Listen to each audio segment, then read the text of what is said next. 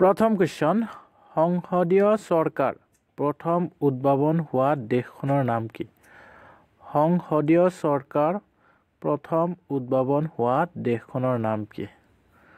উত্তৰ great Britain হল সংসদীয় চৰকাৰৰ প্ৰথম উদ্ভাৱন হোৱা দেশ কোৱেশ্চন নম্বৰ 2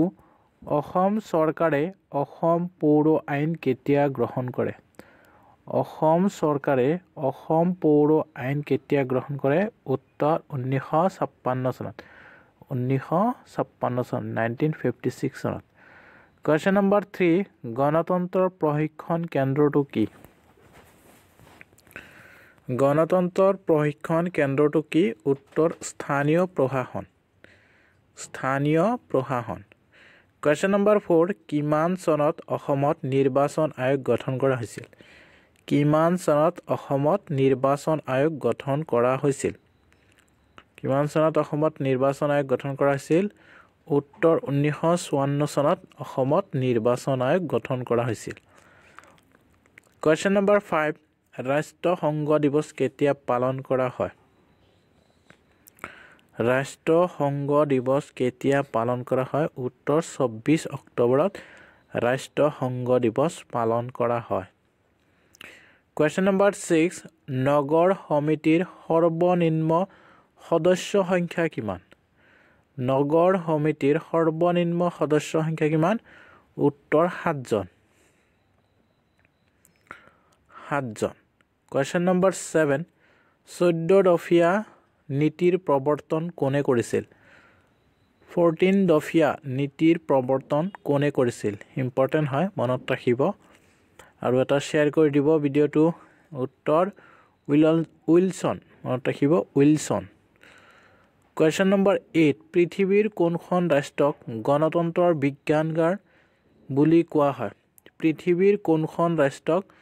গণতন্ত্ৰৰ বিজ্ঞানগাৰ বুলি কোৱা হয় উত্তৰ সুইজাৰলেণ্ড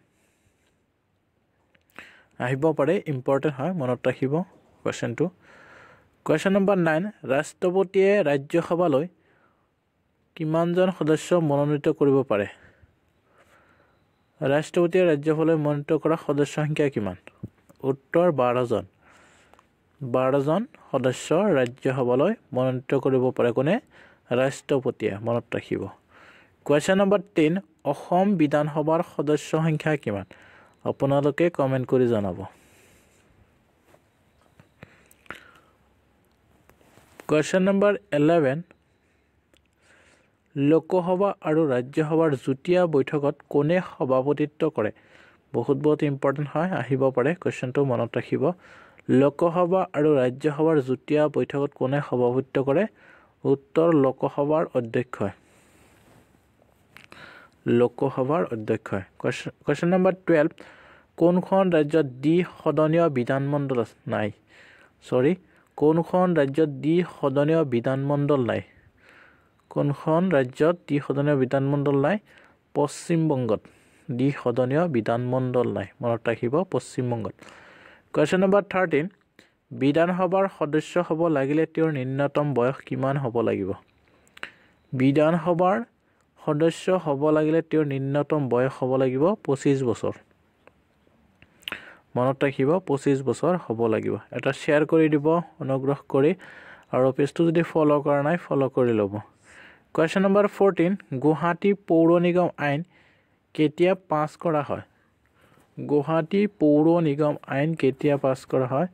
উত্তৰ 1969 চনত গুৱাহাটী পৌৰ নিগম আইন পাছ কৰা হয় 1969 চনত মনত ৰাখিব কোৱেশ্চন নম্বৰ 15 ভাৰতীয় সংবিধানৰ কিমান নং অনুচ্ছেদ অনুসৰি অসমৰ ৰাজ্যপালে নিৰ্বাচনী আয়ুক্তক নিযুক্তি কৰে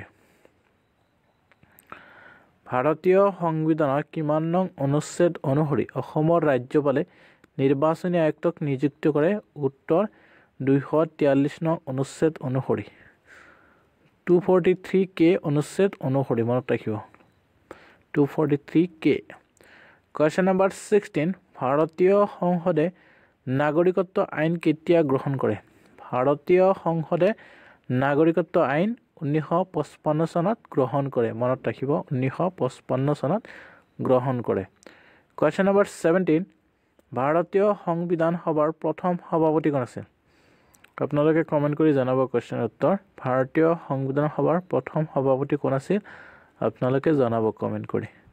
এটা শেয়াৰ কৰি দিব অনুগ্ৰহ কৰি আৰু পেজটো যদি ফলো কৰা নাই ফলো কৰি ল'ব কোৱেশ্চন নম্বৰ 18 মন্ত্ৰীসভা পৰিচালিত চৰকাৰৰ জন্মদাতা কোন মন্ত্ৰীসভা পৰিচালিত চৰকাৰৰ জন্মদাতা কোট হৈছিল গ্ৰেট ব্ৰিটেইনত মন্ত্ৰীসভা পৰিচালিত চৰকাৰৰ জন্মদাতা কোট হৈছিল গ্ৰেট ব্ৰিটেইনত কোৱেশ্চন নম্বৰ 19 কোন শাসন ব্যৱস্থাত সংখ্যালঘু সম্প্ৰদায়ৰ স্বাৰ্থ সংৰক্ষণৰ ব্যৱস্থা নাই কোন শাসন ব্যৱস্থাত একাত্মক চৰকাৰৰ শাসন ব্যৱস্থাত সংখ্যালঘু সম্প্ৰদায়ৰ স্বাৰ্থ সংৰক্ষণৰ ব্যৱস্থা নাই কোৱেশ্চন নম্বৰ 20 গণতন্ত্ৰ হৈছে আলোচনাৰ জৰিয়তে সিদ্ধান্ত গ্ৰহণ কৰা চৰকাৰ এই মতামত কাৰ আছিল বহুত ইম্পৰ্টেন্ট হয় মনত ৰাখিব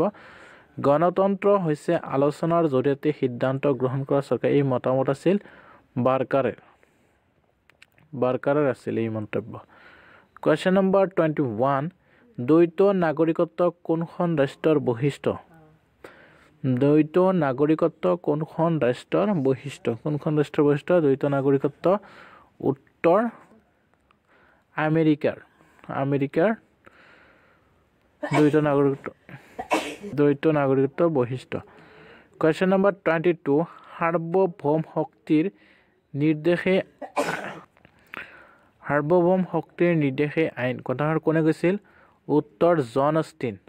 অষ্টিনে কৈছিল সাৰ্বভৌম শক্তিৰ নিৰ্দেশে আইন কোৱেশ্চন নম্বৰ 23 কোনখন দেশে এক কেন্দ্ৰীয় চৰকাৰ অন্তৰ্ভুক্ত নহয়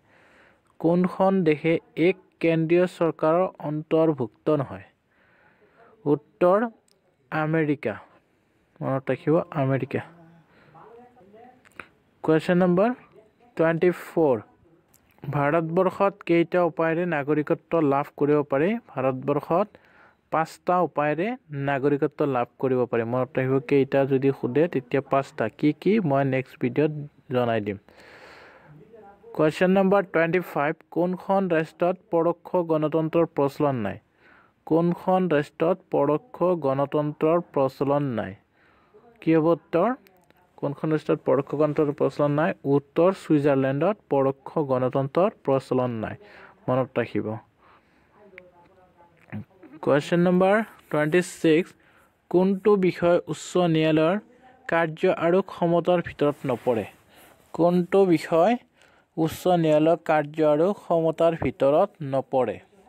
উত্তৰ সংবিধানক ব্যাখ্যা কৰাৰ ক্ষমতা উচ্চ ন্যায়ালয়ৰ কাৰ্য আৰু ক্ষমতাৰ ভিতৰত নপৰে মনত ৰাখিব কোৱেশ্চন নম্বৰ 27 লোকসভাৰ অধ্যক্ষক কোনে নিৰ্বাচিত কৰে লোকসভাৰ অধ্যক্ষক কোনে নিৰ্বাচিত কৰে লোকসভাৰ অধ্যক্ষক লোকসভাৰ সদস্যসকলক নিৰ্বাচিত কৰে লোকসভাৰ সদস্যসকলে নিৰ্বাচিত কৰে মনত ৰাখিব লোকসভাৰ অধ্যক্ষক কোৱেশ্চন নম্বৰ 28 জনমত কি উত্তৰ সকলোৰে কল্যাণকামী মত জনমত হ'ল সকলোৰে কল্যাণকামী মত মনত ৰাখিব কোৱেশ্চন নম্বৰ 29 বিত্ত বিধেয়ক বিলখন কিমান দিনৰ ভিতৰত গৃহীত কৰিব লাগে বিত্ত বিধেয়ক বিলখন কিমান দিনৰ ভিতৰত গৃহীত কৰিব লাগে উত্তৰ 14 দিনৰ ভিতৰত গৃহীত কৰিব লাগে বিত্ত বিধেয়ক বিলখন মনত ৰাখিব 14 দিনৰ ভিতৰত আহিব পাৰে কোৱেশ্চনটো ইম্পৰ্টেন্ট আছে বহুত আপোনালোকে মনত ৰাখিব কোৱেশ্চন নম্বৰ 30 হিন্দু মহাসভা কেতিয়া গঠন কৰা হৈছিল ইম্পৰ্টেন্ট হয় হিন্দু মহাসভা 1916 চনত গঠন কৰা হৈছিল ভিডিঅ'টো চোৱাৰ কাৰণে বহুত ধন্যবাদ থাকিল জয় অসম